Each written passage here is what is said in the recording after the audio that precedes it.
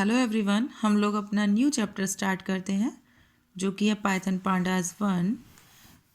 As we know that कि कुछ CBSE ने रिवाइज्ड सिलेबस हमें प्रोड्यूस कराया है जिसमें कुछ सिलेबस डिलीट हुआ है, कुछ सिलेबस को उन्होंने मॉडिफाई किया है, रीजनरेट किया है सिलेबस। ठीक है, according to CBSE chapter number 1 जो हम नंपाई पढ़ रहे थे वो वहाँ से डिलीट हो चुका है। सो हम उसको वहीं छोड़ देंगे, जितना हमने पढ़ा वो वेस्ट नहीं जाएगा, यूज़ आ जाएगा। ठीक है, तो हम पाइथन पांडास पढ़ते हैं।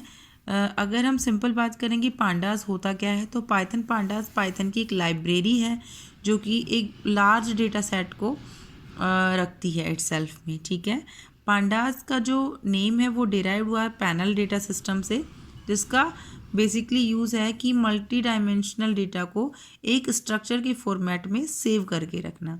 ठीक है, आज के टाइम पे पाइथन के अंदर पांडास एक अपन ये बोल सकते हैं पॉपुलर चॉइस हो गया है डेटा एनालिसिस के लिए। उसका सिर्फ और सिर्फ एक रीज़न है कि पाइथन की जो पांडास की लाइब्रेरी है वो बहुत वास्ट है।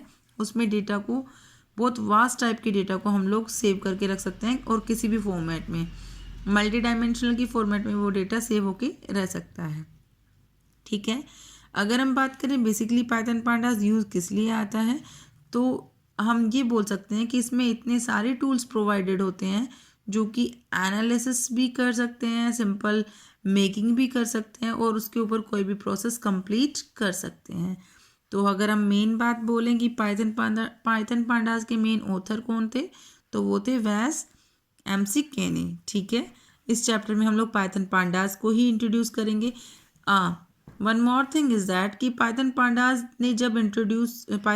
को जब इंट्रोड्यूस किया तो पाइथन पांडास ने अपने साथ में पॉपुलर लाइब्रेरी को इंस्टॉल किया, जिसके अंदर 3 यूज़फुल फंक्शंस जो कि ऑटोमेटिकली रिकॉल किए जाते हैं, जिसमें आता है डेटा स्ट्रक्चर, सीरीज और डेटा फ्रेम। ठीक है, ये होती है हमारी पाइथन पांडास की हिस्ट्री। अब इसके बाद पाइथन पांडास के साथ पांडा क्या है, एक ओपन सोर्स बीएसडी लाइब्रेरी है, मतलब जिसमें हम लोग मल्टीपल टाइप की फाइल्स बना सकते हैं, लाइब्रेरी बना सकते हैं। लेकिन सबसे बड़ी बात कि हम पांडास को यूज़ कैसे करेंगे। पांडास को यूज़ करने के लिए आपको सबसे पहले लाइब्रेरी की जो ये फाइल है इंपोर्ट पांडास एज पीडी, ये आपको क्या करनी पड़ेगी, इंपोर्ट करनी पड़ेगी अपने सिस्टम में। दूसरी बात कि हम पांडास की जो फंक्शनिंग है उसे हम दोनों सेल पर कर सकते हैं, मतलब सेल स्क्रिप्ट पर भी कर सकते हैं और आइडियली फॉर्मेट पे भी कर सकते हैं। पर अगर हम सेल स्क्रिप्ट पर करते हैं तो उसके लिए पांडास लाइब्रेरी हमारे सेल स्क्रिप्ट में डाउनलोड होनी चाहिए। अदरवाइज़ हम लोग क्या करेंगे, जैसे हम एनाकोंडा ऑपरेट करते हैं तो वहाँ से हम लोग इंपोर्ट पांडास एज पीडी करेंगे। अब यहाँ पर पीडी क्या है, जैसे मैंने चैप्टर नंबर 1 में बताया था, नमपाई एनपी करा था ना, तो एनपी क्या था, एक ऑब्जेक्ट बना था। Same as it is PD क्या है, एक पांडास का ऑब्जेक्ट बन गया जिसे हम पीडी करके कॉल कर सकते हैं। सेम वही प्रोसेस जो पहले करते थे, .py लगाकर हम उसकी फ़ाइल को सेव करेंगे। ठीक है, इसके बाद अपन आगे चलते हैं, देखते हैं पांडास के बारे में और क्या क्या बताया गया है यहाँ पर।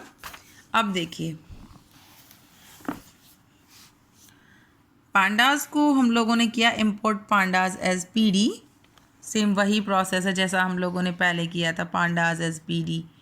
ठीक है, अब देखो, pandas is the most popular library in the scientific Python ecosystem for data analysis. Pandas is capable of multitasking, बहुत सारी मल्टीटास्किंग करता है पांडा, और उसमें यही मेन रीज़न है कि पांडा को हम यूज़ करते हैं। तो सबसे पहला रीज़न क्या है कि इसका जो फॉर्मेट है पांडास का, वो मल्टी फॉर्मेट सपोर्ट करता है, लाइक इंटीजर, फ्लोट, डबल, सभी फॉर्मेट ये सपोर्ट करता है।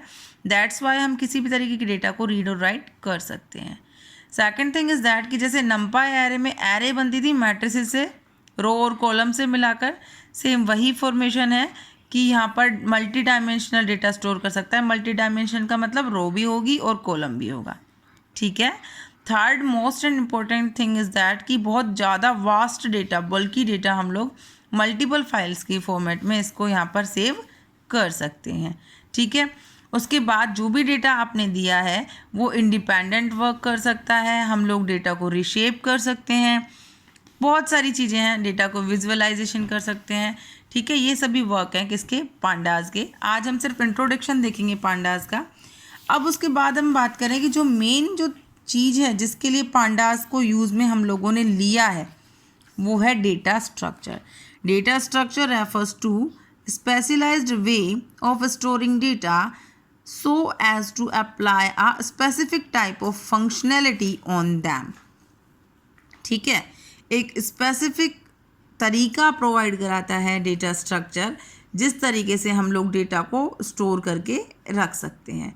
तो डेटा जो स्ट्रक्चर है उसका मतलब है कि हम लोग डेटा को कहाँ कहाँ स्टोर कर सकें। भाई बहुत से टाइम पर ऐसा होता है सेम टाइप का डेटा आ जाता है, तो उसको भी स्टोर करके रखने के लिए हमारे पास स्पेस का होना मैंडेटरी होता है। ठीक है, अब देखो, अब ये क्या कह रहा है कि data structure is a particular way of storing and organising data in computer.